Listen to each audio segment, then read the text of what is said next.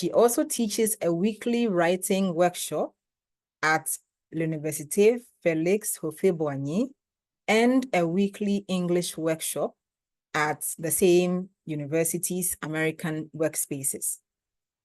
Her secondary projects include an upcoming English language media conference for media students and Saturday English workshops for secondary teachers in Abidjan and surrounding villages in partnership with alumni of Mandela Washington Yali. Without further ado, I would say, Ms. Cheryl, you are warmly welcome once again to IELTS Ghana. We've always loved having you with us. Hello, everyone. Well, thank you for that lovely introduction, and thank you especially to IELTS Ghana again for inviting me back. It's such an honor and privilege to connect with them and through them connect with so many English teachers around the world. You have built an amazing network and cohort of English teachers. So my hat's off to you. It's just amazing the work that you do. And it's my honor and privilege to be here today. And thank you to all the teachers for just being a teacher. I always say that there are two of the most difficult jobs in the world. One is being a parent, and the second one is being a teacher. So thank you for the work that you do. It's an honor to be here today. Thank you.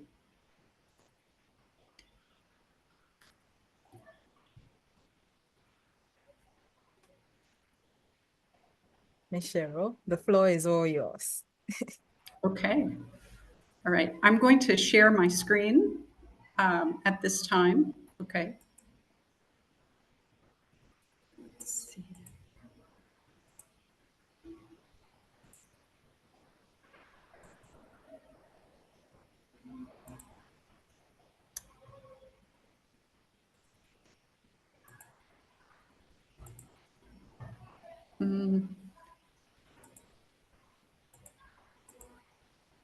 Okay. All right. Perfect. I want to be sure that everyone can see the screen. Yes. Can everyone? Okay, good. Then I'll go ahead and begin. And again, I want to thank you for being here today. It's my pleasure to be here and share with you some of the strategies that I use as a teacher. And today I'm going to talk about pronunciation strategies and foundations for the ESOL classroom. And I know that many of you have been teaching a long time, and some of you perhaps have been teaching a short time, but I'm hoping that you'll find some information in here that might be useful to you. And at the end of this presentation, I will share all of these materials with you and also let you know how you can connect with me as well. If there's anything I can do to help you, or if you want additional resources, I'm happy to do that. I want to really emphasize that there is no such thing as perfect pronunciation. It just does not exist in any language. That we all bring our personality and character to how we pronounce. And what's important and what we should emphasize is being understood and being able to transfer and transmit our messages effectively, and also being confident with the English language. So there is no such thing as perfect English pronunciation. So I'd really like to emphasize that. I'm going to present a few things and then come back and see if you have any questions. I think that that was my understanding when we arranged this presentation, that I'm going to present everything. And then at the end, if you do have questions, I'm happy to answer them. So I want to know, and you can do this on your own, kind of say this to yourself. How do you pronounce these words?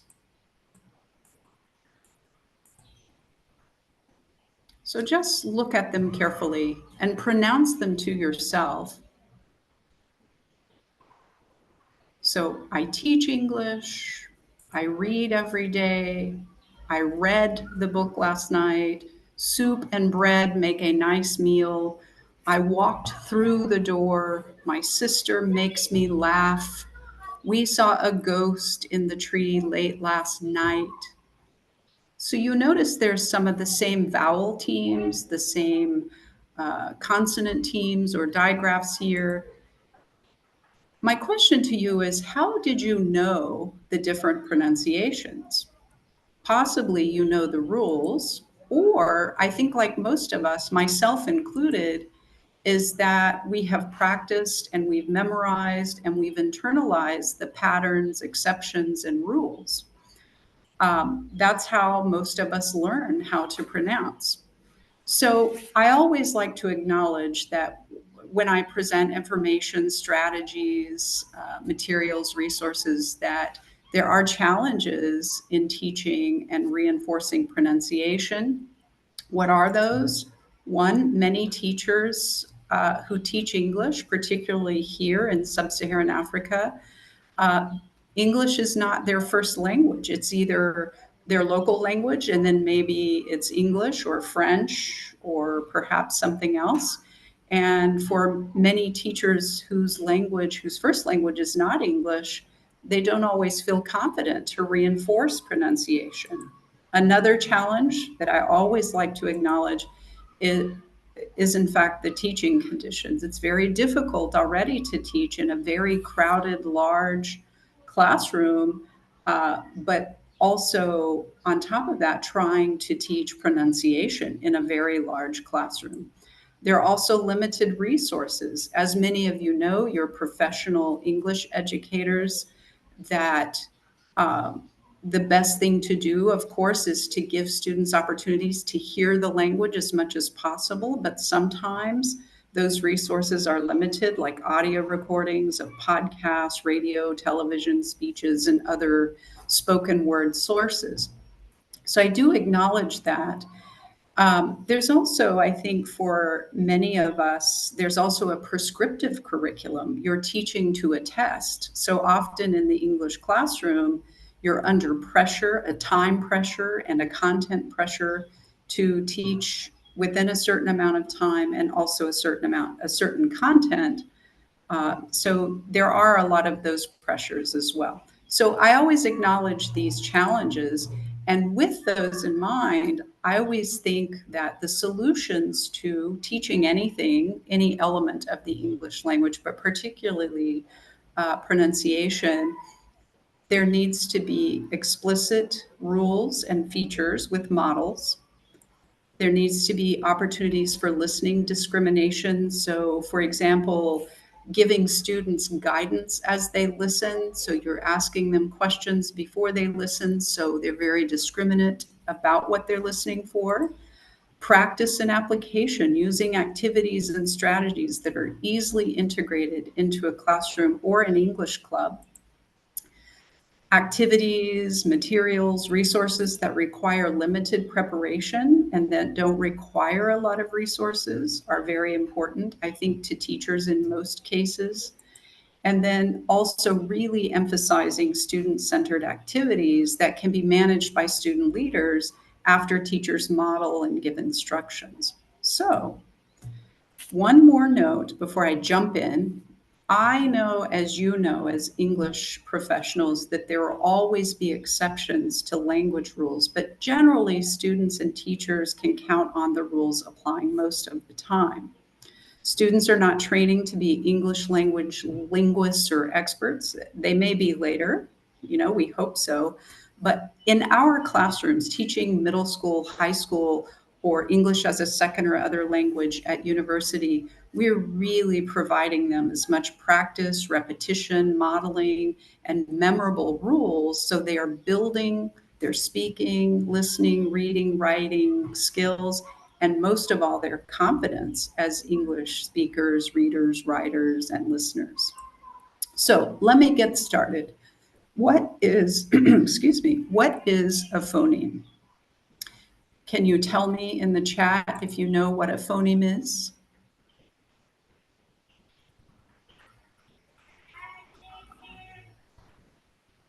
What is a phoneme? Okay. Yes, very good. It's a unit of sound, right?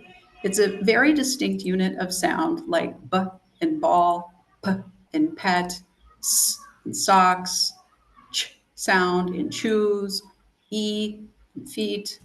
And there are 44 phonemes in English that we use in American English. And these consist of consonants, consonant digraphs, trigraphs, short vowels, long vowels, other vowels, vowel types, diphthongs, vowels influenced by R. And as teachers, we know these, we use the language to describe these. But for students, this is not something that I do in my classroom. I don't talk to them about all of the linguistic variables of, English. I really break it down into the fundamentals and things that are engaging for them that they are going to internalize as learners, not as linguistic experts in English. These are the 44 phonemes. You can see there are lots of variations. There are lots of them and lots of exceptions if you were to really dig into this. And again, I'll be sharing all of this with you at the end.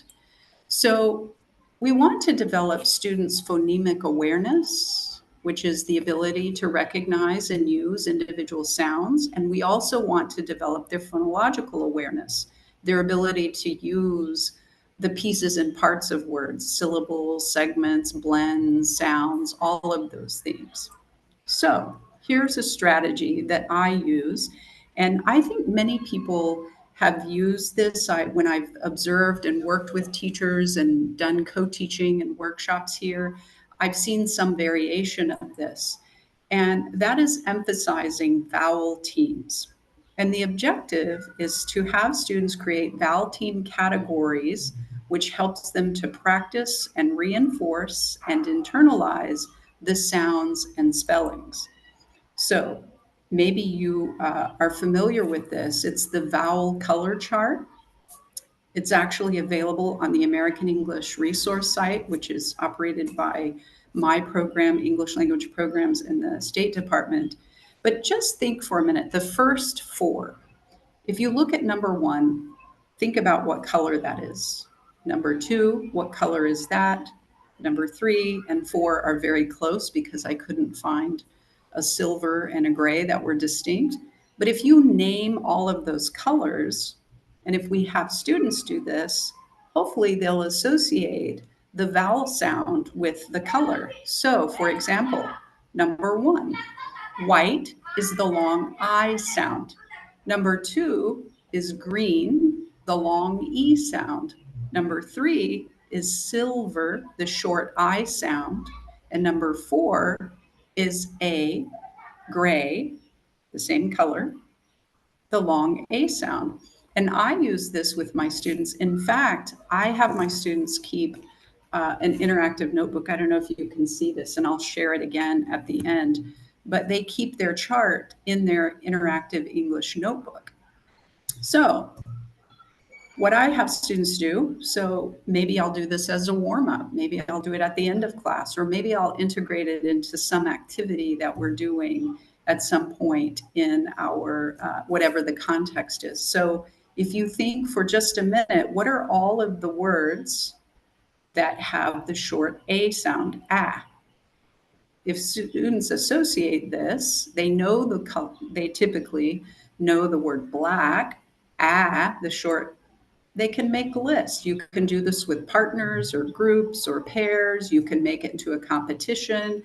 You could add to this list. You can have students every time, like today is a day, black day. And then the next class meeting is purple day. And they have to locate words, identify and list words that have the sound. So you're having them see the patterns of the language with these vowel teams, vowel combinations. And they can continue to add to their list. What I know that students do is they begin to see the exceptions. So, for example, if you see here in olive, There's O, sock, the short O, wash, which is A, but it's still the short O sound. If you go down here, OUGH is a short O sound also. Ah in tot is also a short O sound as well. So once students start making these lists, they start, not only is it good for their spelling, but it's also great for their pronunciation. And we naturally, as humans, we make connections, we look for patterns, we look for exceptions in everything that we do. So this is a good way for students to, you can turn this into a game, you can turn it into a warm up. There are many, many things that you can do with this. Blue, I think that students begin to notice like the double O, the EW, the OUGH, the double O, all of these, the OU, UE, these all have the same sound. But of course, the spelling is different, but they see that it all has the same pronunciation. So again, they're looking, yes, there are patterns here. Yes, there are some of the same, but there are also exceptions. So having students do their own color charts using this method is a really fantastic way to reinforce pronunciation. And again, you notice here, the UE sound is not the same as the would, the double O sound here. And there are many words that students collect: hook, book, would, could, should, hood, stood, good. This is a very different sound than the double O in moon and Google. So this is another way for students to, in groups, you could do it as a competition, a warm up. As I said before, there are many things you can do to have students make these lists. The long O sound, same thing. Students will notice there are patterns. The vowel, consonant E, vowel, consonant E, vowel, consonant E. They'll also notice OA, OA, OW. So the more that we ask students to repeat, the more that they're going to internalize these patterns and recognize the common pronunciations. That when I see this pattern, OA, and it's surrounded by consonants, I see that pattern, then they'll be pronouncing it with the long O. And of course, we can emphasize, we can be explicit about these rules, but with the nature of the limited time we have as English teachers, with the amount of pressure we have to teach based on an assessment or an exam that's coming, sometimes having students do this type of work where they're just maintaining their lists and, like I said, turn it into competitions or games, then they began to internalize these patterns themselves too, without so much explicit work by you as the teacher. Same thing, OW, ow sound. They'll notice most of it is OW, but then there's the occasional OU, like sour, hour, also has that. And of course, sometimes there's an exception where it's connected to the R, which is a bit more complicated. We won't get into that today, but the fundamental is there. The oi sound, like in turquoise, students will notice, they'll notice the pattern of OY, OY, OI, and collect their words like that. And then, of course, there's the U sound, and this has the Y sound before the U. There are many of those words. It's not the same as blue or wood or moon. It's music with the U sound: fuel, rescue, pupil, uniform, universe. So having students list and categorize helps them recognize these patterns and hopefully internalize them. So this is one activity that I use in a variety of, I even use it with my university students as a warm-up. I ask my students, like I said, to keep an interactive notebook where they collect their notes and lists, and I encourage them to keep this notebook as a reference for future English courses. Coincidentally, the writing workshop that I taught last year at Université Félix Houphouët-Boigny, I had the same group of students come back for the second year of the writing workshop. These are students working on their masters, and almost all of them had their notebook from the previous year with the same notes and lists and reference materials for the language. So I do recommend that. Another activity that I use are categories. And in my own reflection, I sometimes think, am I recycling these activities too? Is it the same activity? But I have to say, I use categories frequently because I think as humans, we naturally categorize, we naturally compartmentalize. We want to assign meaning and a pattern to things. So I think that categorizing is a good activity, especially when you are emphasizing pronunciation, and especially when you can give as much of the burden back to the student to do their own work, where they can search out patterns and how to reinforce their learning. So the objective of this is to choose challenging sounds like vowel teams or consonants that students might find a little more challenging, so that they can practice and create categories. It helps them reinforce and internalize the sounds and spellings. So, for example, I'm going to give you just a minute. Think about, and we know these as teachers, the zh sound, the n sound, and the sh sound. When you look at these words, which box would you put these words into, right? So if you look very carefully and you want to categorize these words to find a matching unit of sound in them that corresponds, you might end up with this: garage, pleasure, division, new, now, session, chef, mission, special, short. So this is an activity you can do. You can do it with cards, or you can just put a mixed list on your board and students have to categorize them. And I pick these in particular because GN and the KN are often problematic for students, especially beginners. So emphasizing that these are the N pronunciation is a helpful activity. Also, because I teach in a Francophone country, many of my students pronounce the CI very different than we pronounce it in English. In French, we would say spécial, mission, session. But in English, it has the sh sound. So I pick out particular words, particular phonemes, units of sound to emphasize, because the primary language of students is French, and sometimes this is problematic for them. So it helps me be explicit about helping them with this pronunciation. I also will have them just do this on their own. And you notice I put a dictionary there. I really, really insist that my students use a dictionary. I insist that they bring a French English dictionary to class. I let them use it on everything and anything: activities, quizzes, exams, homework, in class assignments. It's very important that they become very skillful with the use of the dictionary.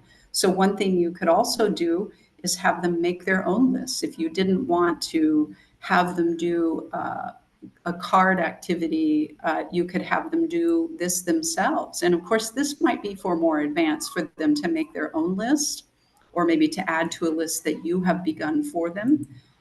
For example, I might give them some sample words and then they produce more.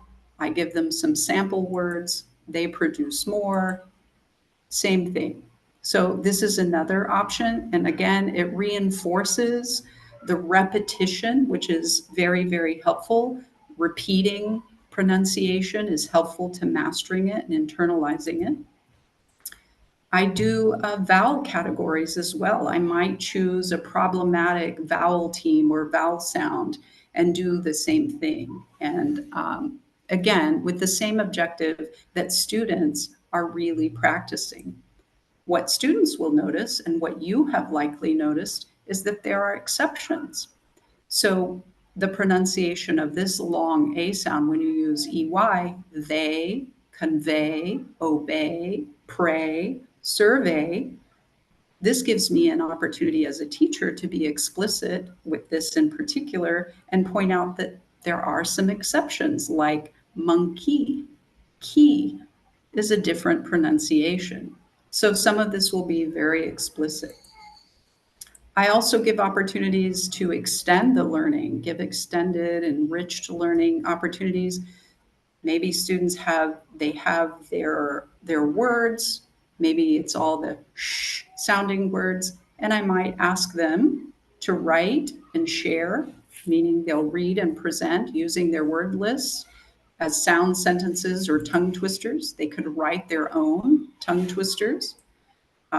They could also expand this to write songs, poems, and stories. So we're having the integration and the internalization of the material, and then the opportunity for them to express themselves more creatively. But they need the tools and the nuts and bolts first before they can do that. So I also ask them to do tongue twisters. I might give one group one consonant and another group another consonant, or I might give all the groups the same consonant that day. And I'll group them and I'll give them this template. There has to be a who, an action, a where, and a when. And then I'll give them an example. Here's the who, the action, the where, and the when. They're practicing this sound. My friend Zalia zoomed around the zoos in Zanzibar and Zimbabwe at the sun's zenith. Again, you can adapt this to your classroom, to the level of your students.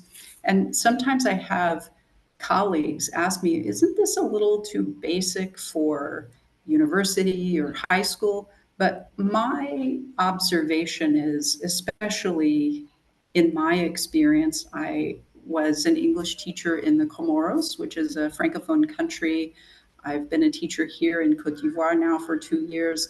Is that because they're Francophone countries, that often just the foundations and fundamentals we presume that students have, they don't have by the time they get to university for many systemic reasons. Teacher shortages, maybe the school opened late or there was a strike. So I have found there are many gaps in students' English language proficiency at every level in my teaching experience.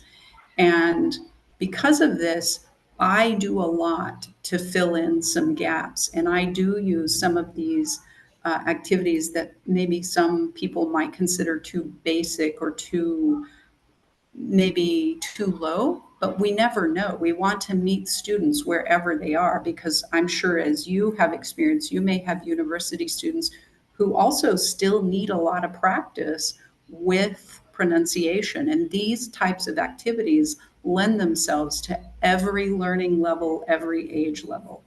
And I've had success with them, very engaging as warm ups or end of class wrap ups, or to connect to something else. So, another thing, and you have probably used this too, and this also has a very strong connection to reinforcing students' pronunciation skills because, as we saw with the vowel teams before, students are going to look for and internalize patterns. And the more we can get them to do that, the more proficient they become at pronunciation, the more proficient they become as readers of English, because having that phonemic and phonological awareness is integral to all of the skills in English reading, writing, listening, and speaking. So, again, categories. I insist that students use dictionaries. I'll ask them, what are all the words you can find? I'll make it a competition. All the words you can find that rhyme with time, they come up with them. All the words that rhyme with shout, all the words that rhyme with seed. And hopefully, students are starting to see variations. You see here, doubt has a very different ending than shout has the silent B.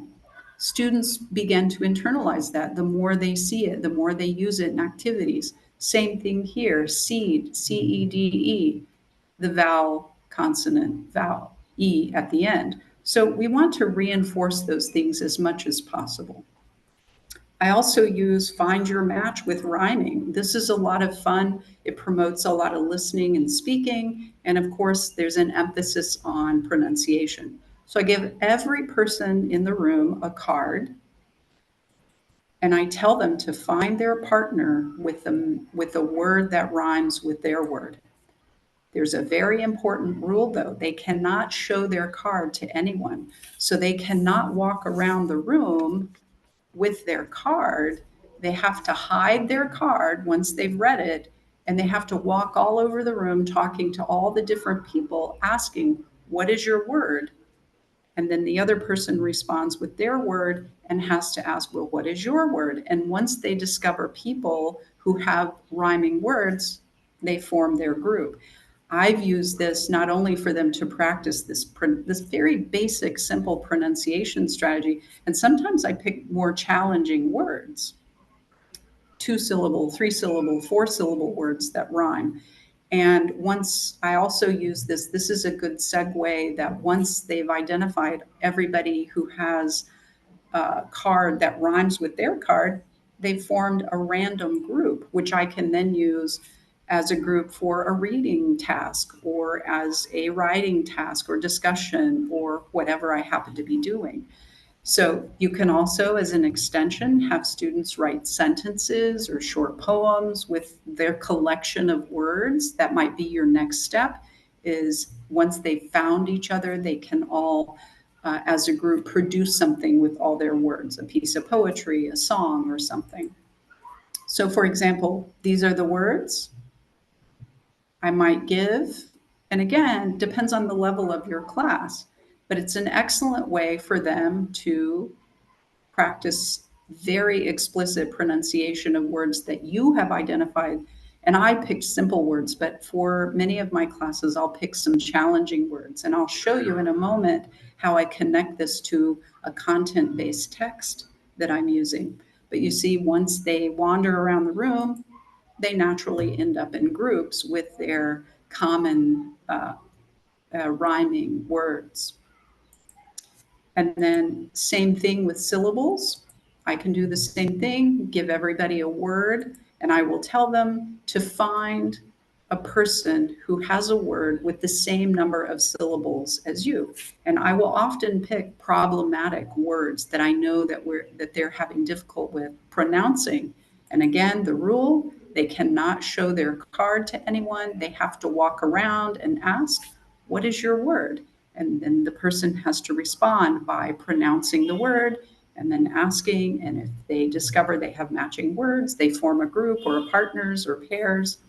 And again, you can extend this in many ways. You can connect it to a texture. It's a pre-teaching for vocabulary, but it's also emphasizing um, pronunciation. And I often think, I was even thinking of this today, if this is, pronunciation is an isolated skill. It's connected to understanding what you're hearing. It's connected to speaking clearly. It's connected to the language in many ways.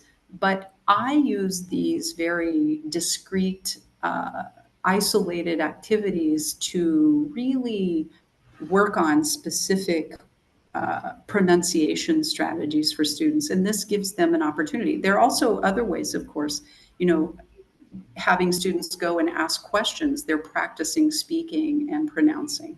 And I use that as well. But this is an explicit way for students to practice problematic words or to just generally practice pronunciation. So again, I might hand out all of these cards or I might put them randomly on the board, and then they would go about the room with their, "What is your word?" They have to ask, they have to respond and practice, and then they end up in groups. And again, you can do something with that. Maybe these words are tied to a text that you're teaching. Maybe they're tied to a dialogue that you're using in class. This is a great pre-teaching activity, a great vocabulary activity, but specifically it can emphasize pronunciation. Again, you can categorize this where students have to practice pronunciation. I ask them, I give, depending on the level of the class, I'll give, it might be a particular challenge. uh, I might ask them, make a list of 2 syllable words, and I'll give everybody 5 minutes and see who can come up with the list the fastest. And you may be thinking, well, this is just writing. But the only way that they, or what I have observed in my class, is how they know it's two syllables or three syllables is they're saying it to each other. They're saying beautify, ah, that's three. Or they're saying beautification, ah, that's five. So they're speaking and practicing. And I also encourage them to use the dictionary so that they're looking through and then perhaps they're discovering new words and they're coming up with their list. So for example, two-syllable words, three-syllable words, four-syllable words, they'll also begin to notice the more that you do this, they'll also begin to notice that the longer the word, the more likely it is to have suffixes like Y, ION, U, or AL, IOUS, ING, ED, ION. So again, you're helping them internalize patterns and rules, and you don't have to be so explicit about it. They're beginning to internalize this. Again, I sometimes give this challenge. I will say, give me a list of two-syllable words that begin with R. And again, I make it a competition, could be 5-10 minutes at the beginning of class, the end of class, or a break in the middle of class, in the middle of an activity. Or these may be words I'll tell them, seek them out in the text. I'll say, I want you to go back to your text that we're reading and find all of the three-syllable words that begin with S that I already know are in there.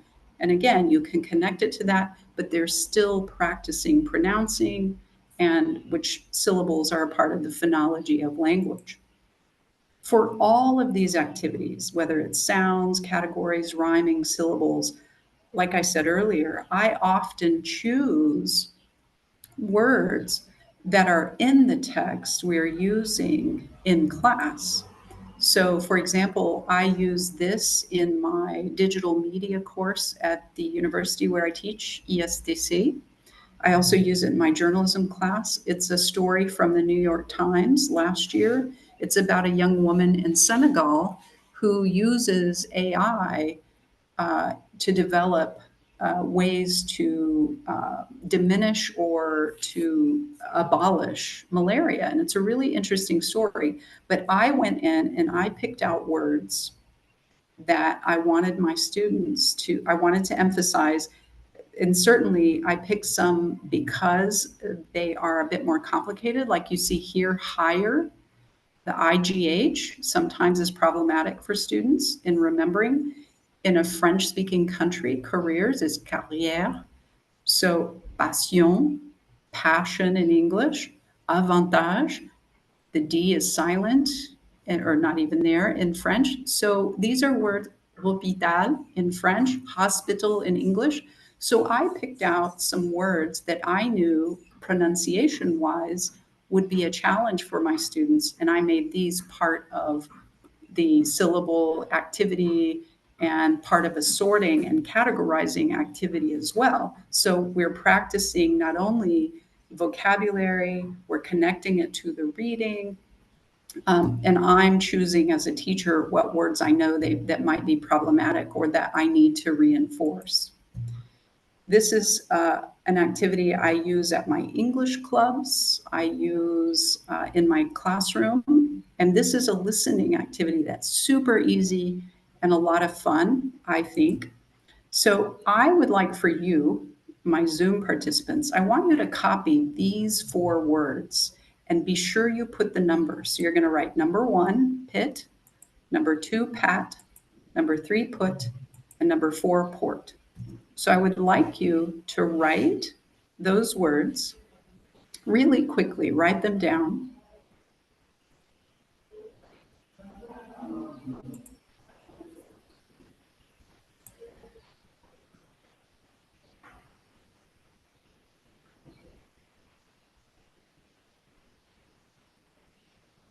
Okay.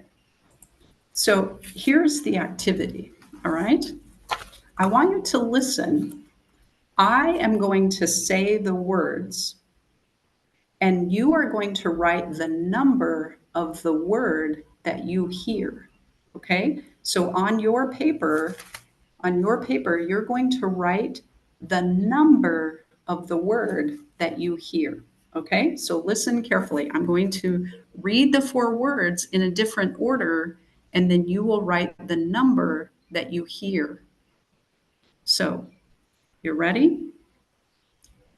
Put, port, pit, pat. All right? So, what is your number order? What is your number order? Ah, Salma has one, two, three. Okay, I see someone put 3412, 3412, 344 512. Very good. Yeah. So again, very good. Correct. So if you put 3412, then you heard them correctly. And this is a fantastic activity for the beginning of class, a quick warm up to get everyone's attention. You can use it at the end of class. You can also pick out words from a text and you read them aloud, have the students put in maybe they're similar words, words that students get confused in the context of a sentence. So I sometimes do this with homophones. For example, where, Where, where, Wear, and were, which is very close, but not quite the same. And I'll read a few sentences with those words and then ask them to put them in order as well. I'll be sharing this at the end, but you can do this with a whole series of words. You could do 9 words, you could do 5 words, and here are some examples. So you could do but, bet, bat, bit, bought, bait, beat, bite, boat, men, man, mine, moon, mean, moan, mourn, main. And you can see that these are words that students, as non native English speakers, might get confused and they require practice in listening. And then you can also, I like to do this, put students in groups and I will give them, for example, I'll give the first group Pit, Pat, all the way to Pete. I'll give another group the second group of words in another group, and I will ask the groups to pick a leader, and the leader reads them, puts them in any order, and reads them off, and everybody in the group is competing to get the numbers in order.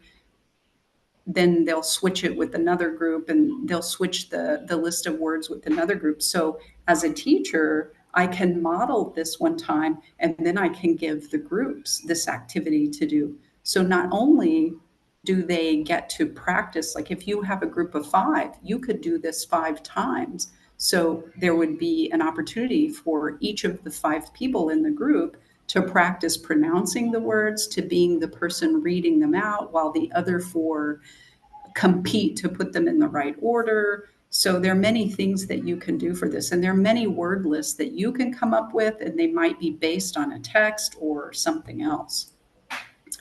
I think that this is often, my students ask me this, my secondary students especially, they often ask me about how to pronounce words that end with ed, because as you know, in English, they are pronounced differently. And you, as an English teacher, you may know what the rule is, but I want you to read these to yourself.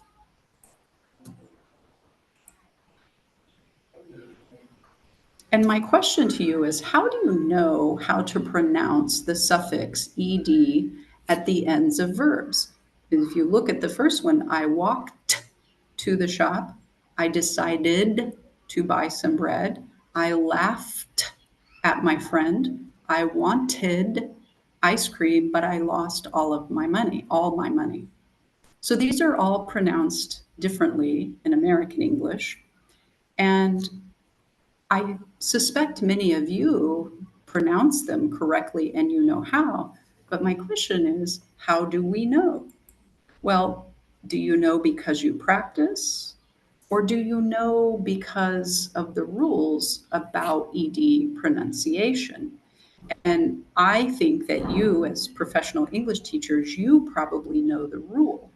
And I explicitly teach this rule to students, and I have them make a list But I think the best way to know is just through practice and repetition.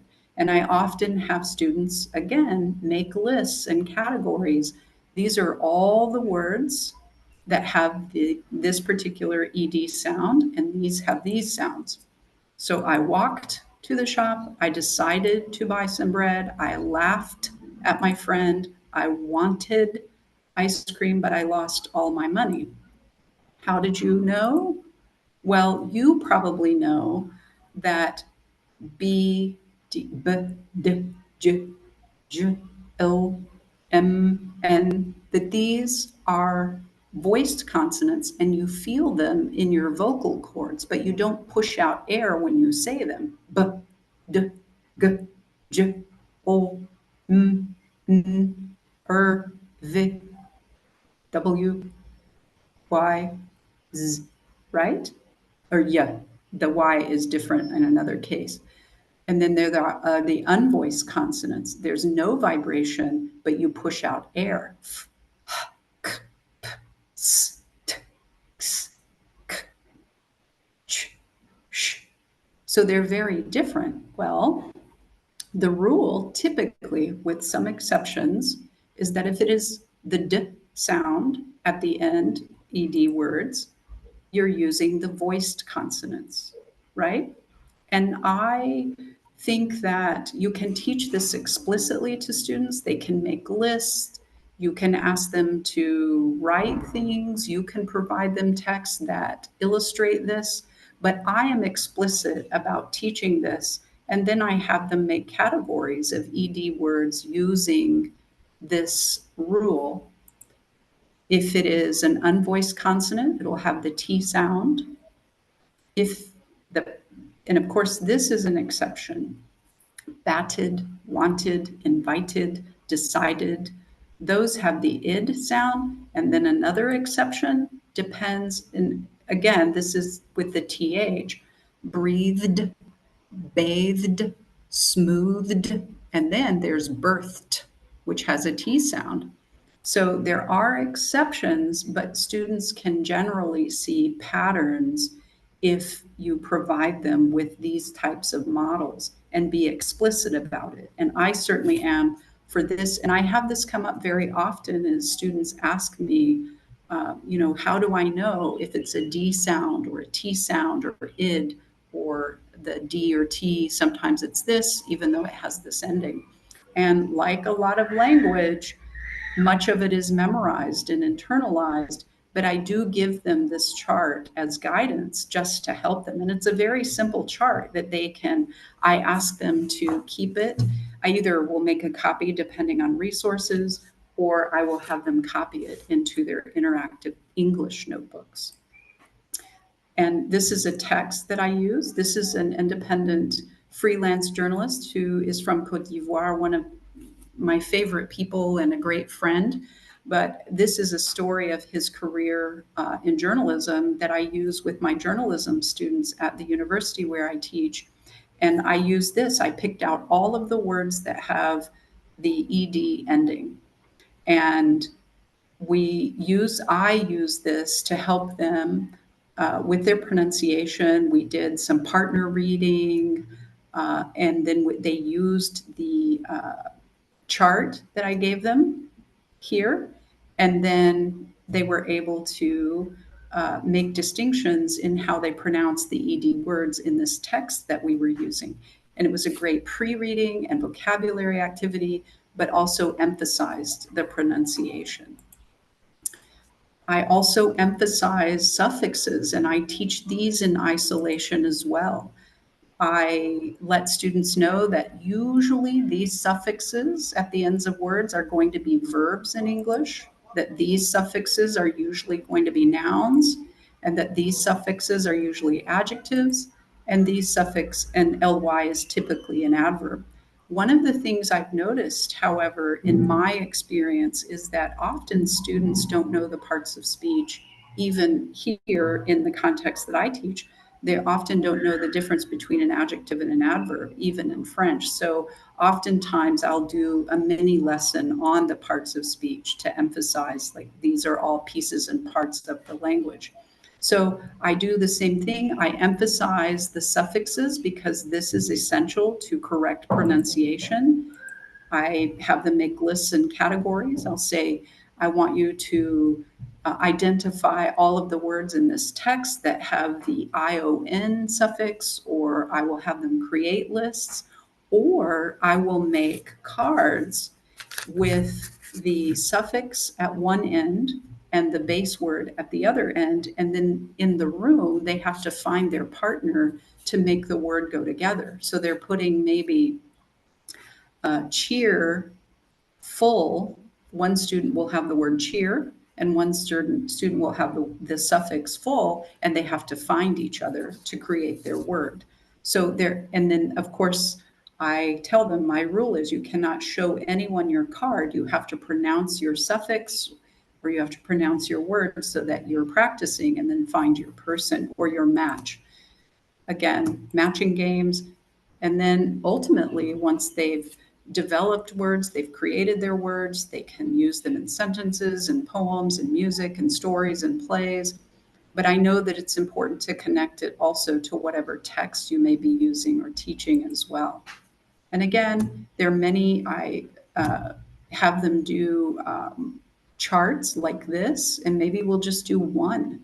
Maybe we'll do the en suffix one class period as a warm up, and then another day we'll do another suffix. But I do have them collect these so they know the difference, that when they see these, that we practice the pronunciation, amplify, diversify, electrify. We're practicing, and that those are typically at the end of verbs. I tell them these are typically at the end of nouns. Ness, happiness, sadness, friendliness. Really emphasizing that they internalize and memorize and remember all of these variations in the language, these rules. And then again, adjectives. These are the endings for adjectives, the ending typically for an adverb. So I know that this is a webinar, so we haven't really, if I were in person with you, we would be able to really apply and practice with this and do and try out some of these things with each other. But I am posting all of this on my website, and I'm also happy to send you anything by email. But some final recommendations that I have for you is that you have your students maintain a notebook that is specifically for English, where they keep all their notes, their examples, their charts, their models. I even have, if it's a handout, sometimes I'll have them glue it or tape it into their English notebook so that they don't lose it. And this becomes a reference that continues to grow, and they can use it year after year. And this is particularly helpful in resource scarce classrooms and institutions.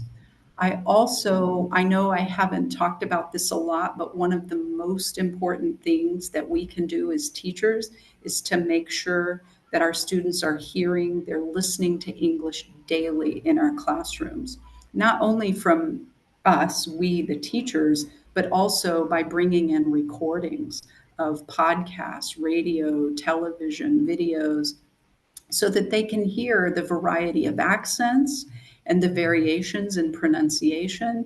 That's very, very, very important. And in a moment, I'm going to share with you some ways to access recordings of podcasts and other things.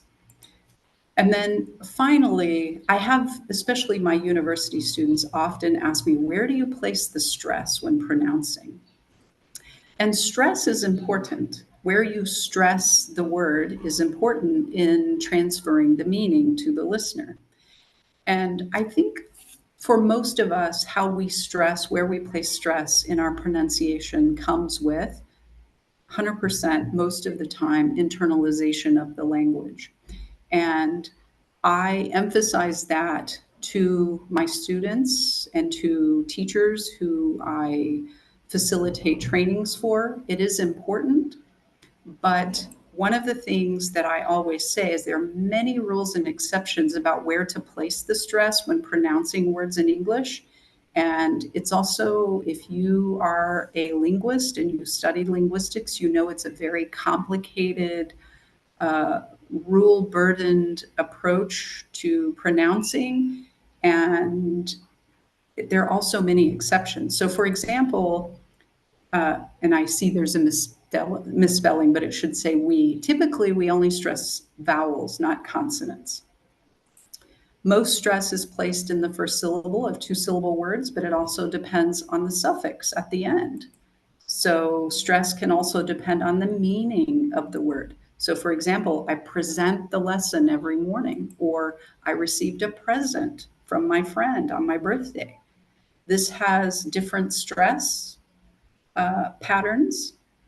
And I would say that me personally, as a native English speaker, I know this through imitation. I know this through practice and internalization of the language.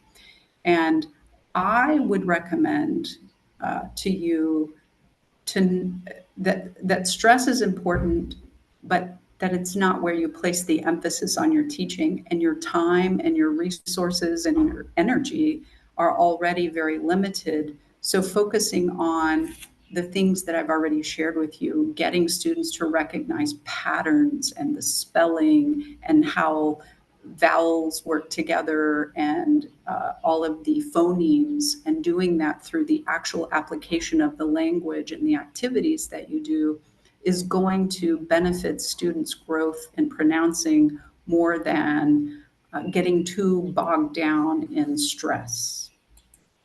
And stress also depends on the penultimate syllable, which many people don't know is the second from the end. And it also depends on many things. And that's quite a complicated set of rules and about the language. And I always bring this up in this workshop that because I always have questions. My students, even at the university, ask me about, well, how do I know where to stress the word? And I would say, well, then you should really dig in and study deeply linguistics. For now, we just want to build students' capacity and confidence with their pronunciation in the easiest, least complicated way as possible. And then again, another rule: compound word stress depends on what part of speech. So if you have a compound word that's a noun, it's different stress than if it's an adverb or an adjective. So as you can see, this is quite complicated. And if you were to really explicitly dig in and dissect this and try to teach stress to your students, there are some simple things, but it is a really complicated thing. I'm not discouraging you from doing it, but I do know that I don't place a lot of emphasis on it as far as explicit teaching. I place the emphasis on imitation and internalization and recognizing patterns and practice, practice, practice, and listening, listening, listening. So, my advice: don't stress out about where to place the stress. The more you hear and speak the language, the more you will internalize and understand where to put the stress. And then finally, another activity that I would share with you is a mashup. Sometimes I will give a warm up or an in class activity or at the end, and I'll say, okay, you have 5 minutes. Give me words in all three of these categories. Whoever has the longest list in each category is the winner. So I might ask them to do a category of ION, words beginning with TH, 5-syllable words. And again, I emphasize this in my classroom because I want students to generate these with each other. And the only way they can do that is by speaking to each other and collaborating with each other. So if I say, I want 5-syllable words, they have to speak to each other. They have to say, beautification. Ah, that's 5-syllable. Syllable. Oh, that's only 3. So they're talking and counting and pronouncing, and it becomes a very meaningful activity. You can also pick out things in a mashup where it's connected to a text that you're using as well. I also use poems and tongue twisters. I ask students to pick out some very short poems or tongue twisters and have them read, practice and read and present. This is always a lot of fun and a very effective way for them to practice pronunciation. Finally, these are some resources, and I know we're getting close to the end of our time. So these are some resources that I use for finding word list, for listening activities in particular. I really like BBC Africa Daily and the BBC Learning English in a Minute. They have 6 minute vocabulary. I like Voice of America's International News. And one of the reasons I really love them is because I can download them to my device so I don't have to count on internet at school.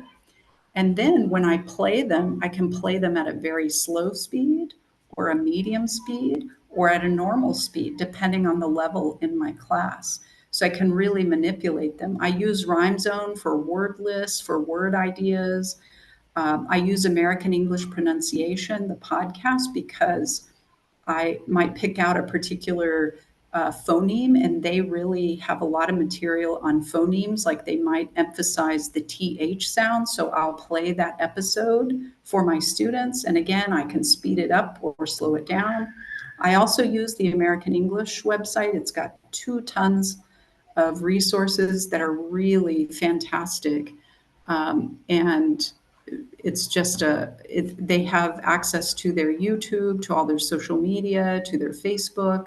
They've got printable materials in all of the 4 skill areas: reading, writing, listening, and speaking, that are very adaptable if you're developing pronunciation activities. So I want to see, before we go, I'm going to share how to get these materials. In fact, let me come back to the questions. I want to go ahead and tell you this, and then I'll come back for questions. But if you go to my website, you'll go to a section on professional development, and I have posted all of these resources here. So if you go to my website and go to the professional development section, you can access the American English resources. I also, if you are trying to write your CV or anything like that, I have all those. But for today's pronunciation work, I did put all of the resources here. And this is my email. If you want to take a photo or write this down really quickly, this is my email, professorcarterc@gmail.com. And once you send me an email, you will receive an automatic response with a link to my website. So once you email me, you will receive a link automatically to my website. And my website has today's resources and many other links and resources that you may find helpful. So I really do appreciate your time on a Saturday. And before I go, I know that with the organizers of IELTA, they asked me to save this time at the end to see if you have any questions. Yeah. And I am going to put my email in the chat also. But I'm just deeply grateful for your time and to IELTA for organizing this. You are all so amazing just to be teachers. So thank you. Wow. Thank you so much, Miss Cheryl. It's a lot we have learned. Some of what we already do has been reinforced, and we have also learned some of the new things we can adapt into our classrooms. Yes. During the session, Miss Salma asked a question. Hers was, how can we focus on inclusion and differentiation while doing these examples and activities with our learners? That's a really great question. And I like that there is an emphasis, a focus on that, because we want to make sure we include all kinds of learning abilities and levels. And I think the advantage to when you create activities that randomly group, and sometimes you can be very explicit in your grouping, that if you know that you have a beginner and you want them to be in a group with intermediate, you want to really mix your groups. That is a way to differentiate, because I always think, especially even at university, that we always want to capitalize on the social nature of our students. And I think they inevitably want to help each other. So when you design and create activities, even in my pronunciation activities, if I have like the card activity, if I give a suffix and a base word and I have students roam around the room finding their partner, that's a way to differentiate because you have maybe advanced students walking around, and if a beginner is asking the question, the advanced student is interacting with that student. So that's a way to be inclusive, it's a way to differentiate, it's a way to capitalize on students' social nature. And it, and again, that's just for pronunciation. I have a whole speech on doing it for other areas like listening, reading, and writing. But for pronunciation, that would be how I would be inclusive and differentiate. Thank Thank you you for that for that question. response, Michelle. Yes. We have a hand up.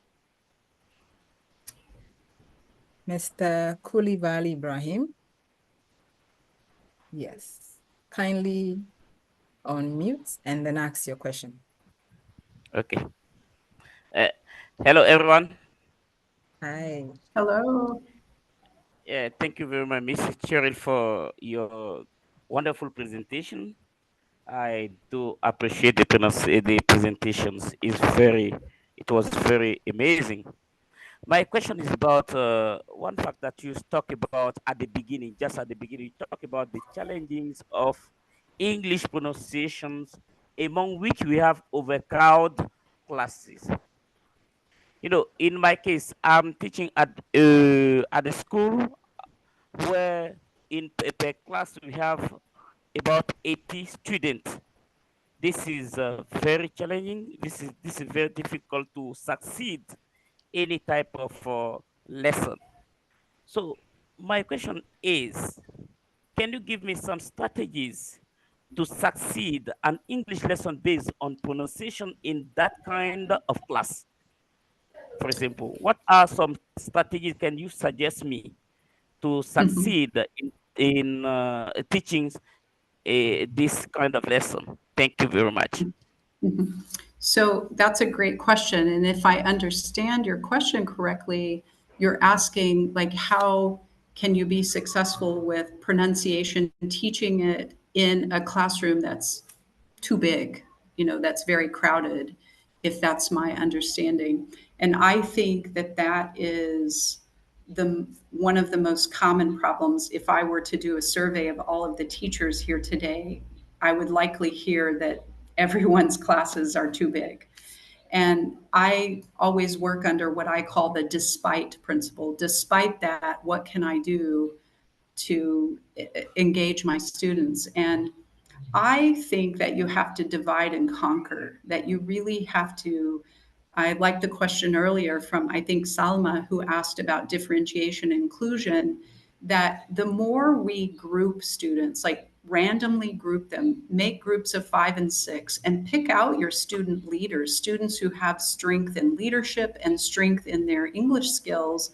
And once you model the activity and provide the examples as a teacher, then group your students. And because I know from my own personal experience here, especially, like having a class of 100 students in an auditorium, I mean, just the listening, just the sound quality in the room makes it difficult for emphasizing correct or meaningful pronunciation. So I think that really uh, organizing small groups, depending on the number of your classroom, and organizing your activities and creating instructional strategies and materials that emphasize small group work where you're dividing them up like that.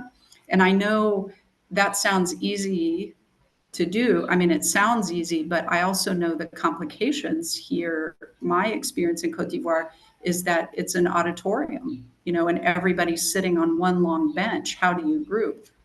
You have to be creative. And I know that's not the ultimate best solution, but I really emphasize creating small groups where they are working on this activity, where they can hear each other pronouncing, where they can hear each other listening and speaking, and really emphasize and capitalize on that. And then you, as a teacher, you're walking around listening in to all the groups and giving them feedback or guidance or redirection.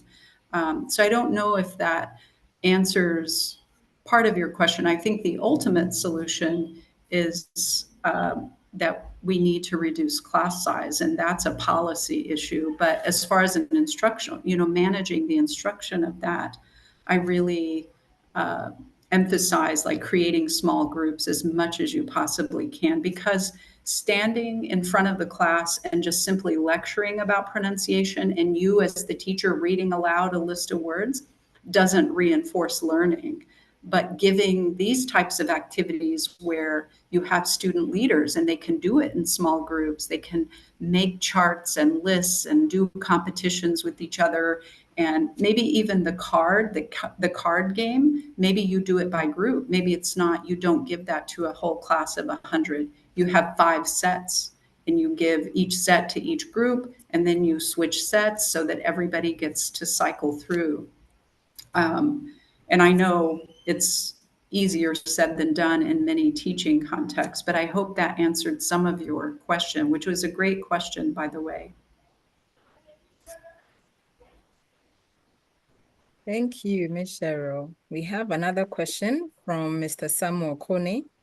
He asks that in our attempt to teach pronunciation, is it possible that a particular sound may be realized or produced slightly differently by different speakers? Because not all speakers have the same vocal cavity configuration. Absolutely, 100% agree with that.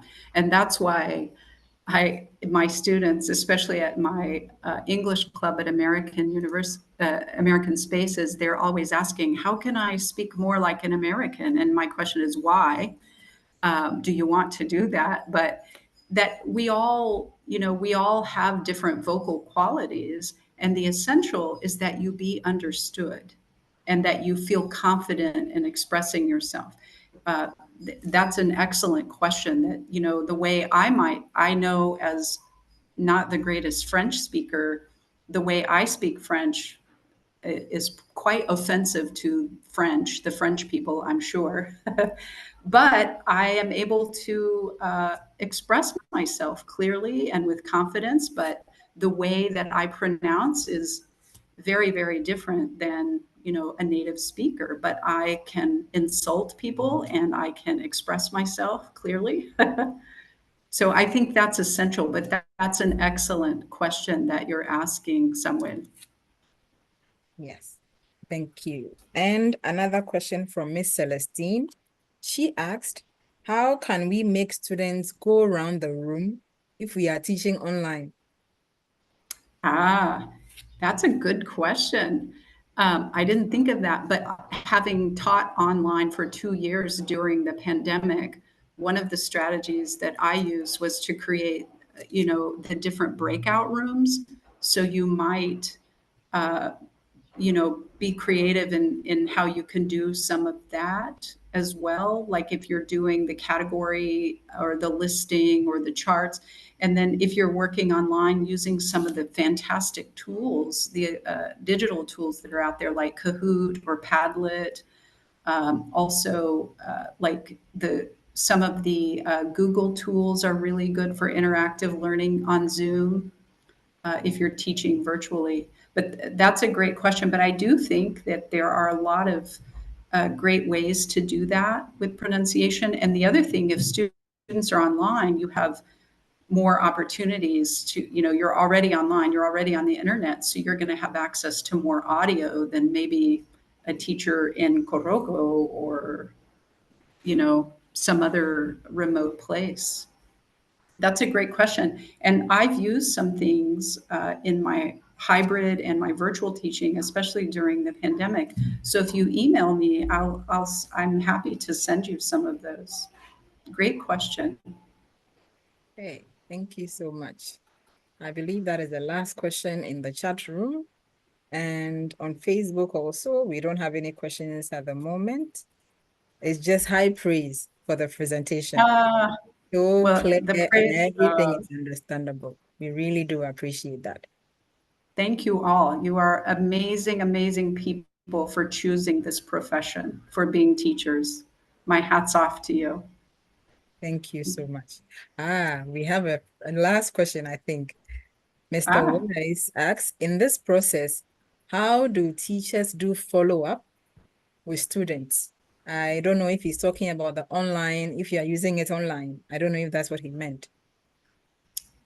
um, He's well, asking about for follow-up. yeah, that's a good question. I think that any type of teaching should involve some type of assessment, and by assessment, it could be a formative assessment. It could be really quick at the end of class, where you do a quick activity to check for understanding of the concept that you just covered, and maybe it's like if your focus is on pronunciation, maybe it's a quick formative assessment, a quick check to see if students were able to retain the concept of the particular pronunciation strategy you were using. I don't know if that answers the question, but definitely always have some type of check in. And I say assessment, but sometimes it's a simple little check in, something very formative. Good Yeah. question. I think sometimes when we mention assessment, the Yeah. thought goes to a very structured, sit down, Yes. writing. Yeah. It can't be Yeah. just oral, something oral they do. Exactly. Yeah. Where they're just reciting back to you, or you're walking around listening to them recite to their partners, Yeah. whatever it is you've asked them to do, whether it's pronunciation or some other objective you have for the day. Yeah, definitely. Yes. Thank you. Thank you. Let's see. I guess now the questions are coming up. Okay, so Mr. Abdul Karim, how can an English teacher in a French-speaking country attract learners to English pronunciation? Because due to the diverse pronunciation strategies, some of his students are demotivated. What does he do to overcome this challenge? Well, I'm not sure if I fully understood the question, but what I can say is that I don't ever believe that students are not motivated. I think every student wants to learn. I don't care where they are in the world, who they are, that every student wants to learn.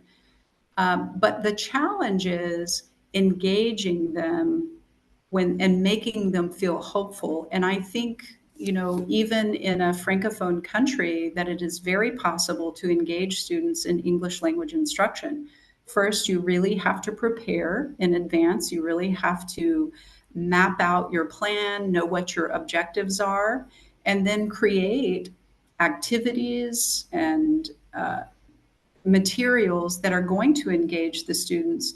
And because I like to call them digital natives, the students that we have now were born as digital natives. Someone like myself, I'm not a digital native. I've been using digital technology, not since birth, but most of these kids have. So if you have the opportunity to engage them, like maybe not in the classroom, but to give them resources, digital resources that they can use to supplement their learning outside of the classroom, or when you can integrate it, I think that that's engaging and attractive to students as much as you can. But I also think some just old fashioned, old school pencil paper speaking and listening activities that are well designed and well constructed and well planned will engage students, but you really have to put in the work to prepare. And I know that it's not easy, but I do think that students are motivated 100% of the time. It's just finding ways to engage them. And I'm not sure if I have fully answered your question. Okay, thank you. Mr. Gideon, sir, he asks, do we have a rule for determining how to pronounce the TH sound, as in that, and then think? Is there any particular rule governing that? I don't know. That's a good question. And when I leave here, I'm going to have to look that up for my own satisfaction. But I think generally speaking, that it's probably just been formulated over time with habit. But that's a good question, and I don't know. There probably is a rule, but I don't know it, and I don't know if it's connected to the vowel that follows, because I can think of lots of exceptions. Uh, because we say thought, but then we say though, Yeah. and the O follows the TH. So I think it's more the evolution of the language just by usage rather than an actual rule. But that's a great question. Okay, thank you. Professor Jamba also asks, what role does intonation play in pronunciation? Well, I don't know if if you mean intonation or how we stress a word, um, because sometimes that can be a little different, but it plays a tremendous role in your meaning. It's kind of like the example I gave earlier. I received a present for my birthday, or I am going to present this workshop. It's the same word, same spelling, but it has a different pronunciation, a different emphasis, a different intonation on the beginning and the end of the word. Um, so, yes, it does play a role in understanding, and it is very important. But I think I know, speaking as a secondary teacher, teaching middle grades, high school, and now university, that I really dig into that if I'm teaching a class in linguistics, but I don't dig into that if I'm simply wanting to build students' capacity and confidence, because that's a lot of technical pieces and parts of the language uh, that you could get bogged down in. But that's a very, very good question, and it does matter. But I think that students of English, that they begin to internalize those differences. The more you practice and the more exposure you have to language, that's when you begin to really internalize and use it correctly wherever you place your intonation or stress. Good question. Mm, thank you. And he also asks, should pronunciation be taught alongside grammar and vocabulary? Absolutely. Yeah, I think that they're all integrally related. That if you are teaching a grammar concept, you want students to pronounce, for example, your. Is it your the possessive, or is it your the contraction? Same pronunciation, but grammatically and the spelling is different, and they have a different meaning. So, a different purpose in the sentence or the phrase. So, 100%, yes. They're all integrated. A good question. Mm. And I think one question Mr. Hene asked, where is it?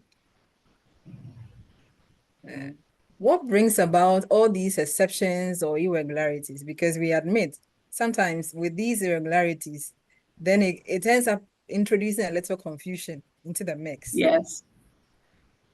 Yeah, well, that's a long story too, like all of the exceptions and irregularities. It's the history of the language. And if you study Old English, and like I'm just fascinated by it, but it'll talk about the evolution of language, and language evolves, like for I don't know if you know the symbol hashtag. Well, that used to mean number, but now it means hashtag part of a social media post. I think language is like that also. Like meanings evolve, the connotation, the denotation, all of those things evolve. Um, and it's what makes language so interesting, but it also makes learning it very complicated, especially for students who are new to the English language. It's not their first language. It does make it complicated, but it's just the nature of language. It's probably true, like here in Cote d'Ivoire, when I talk to my Ivoirian friends, they talk about nochi, which is kind of a colloquial local language. And it's just this mash of French and English and Portuguese and languages from Ghana and Liberia. It's from all over, but I think that's just the nature of language. I wish I knew it, but good question. True, true. And sometimes when we come to the irregularities, the exceptions, and all the technical rules, I believe in the higher the students go, you begin to introduce the technicalities bit by bit. Exactly. Yeah. So by the time you start introducing the technicalities, they're already hooked onto the aspect you're Yes. trying to teach. Then it doesn't become too overwhelming for them. Exactly. 100%. That if you get too bogged down in the teaching of the technical and the rules and instead of just helping them internalize and practice and making it natural, helping them make it natural, it becomes more difficult as a teacher and as a learner. I always say, like, if you want to ride a bicycle, you have to start with the basics of riding a bike. You pedal, you learn how to brake, and then later you can learn tricks on the bike, but you have to learn the basics first. But I agree with you. Sure.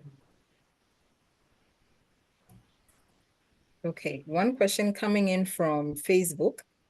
The Tab would like to know how to solve the problem between pronunciation and accent. Well, I think I don't, again, this is why I said at the beginning that there's no such thing as perfect pronunciation, that the way we pronounce gives it's part of our personality. That I think that, but you do need to practice pronunciation, because sometimes if your background is in a particular language that's not a Germanic or Romantic language, like, English and French are, then, there may be, the accent may be more problematic in making the transition to pronouncing. But I always emphasize to teachers I work with and to my students that you should not be working on a perfect accent. As you should not be working on perfect pronunciation. You should be working on pronunciation that is clear and that helps you be understood and that helps you feel confident as a speaker. And then I think sometimes when people speak English, when I hear my Ivoirian and Ghanaian friends and my Senegalese friends speak English, I just think it's beautiful. Sometimes it's romantic. Like, the accent is just so lovely. It's just like, I wish I spoke English like that. So I think it gives it charm the more, whatever your original accent is, like an Italian who speaks English. All our Yeah. accents are beautiful. Yes, they Just are. need They're to just be lovely. understandable. The language needs to be Exactly. understandable. That's the most important. Exactly. That you be understood and that you can make people laugh and have great conversations and connect. That's the essential. And our last question for today, Mr. Global asks, how can I articulate English thoroughly as a French native speaker who finds myself in an English environment? Practice. Yes. Practice, practice, practice. Yeah. Integrate yourself, immerse yourself in English, reading, writing, listening, speaking at every opportunity. You know, it's the only way to learn a language and, become proficient at a language and comfortable and confident. Is practice, practice, practice. And that practice has to involve all of the facets: listening, speaking, reading, writing, be confident. Yeah, good question. Sure. Thank you so much. We've taken so many questions. Ms. Cheryl shared her email with us. If there's any other information you need, please try and reach out to her, articulate your questions and your thoughts very clearly, and I'm sure she will do her best to help out with some resources to enlighten you on that. We would like to remind our viewers on Facebook to fill the attendance form so that they can get their certificates later. Those who are joining us here too, please make sure you have filled the attendance form, and that will ensure that you have received certificates. And please type in your details properly so that we don't make any mistakes. Thank you all very much for joining us. But before we leave, we would like to do this for Miss Cheryl.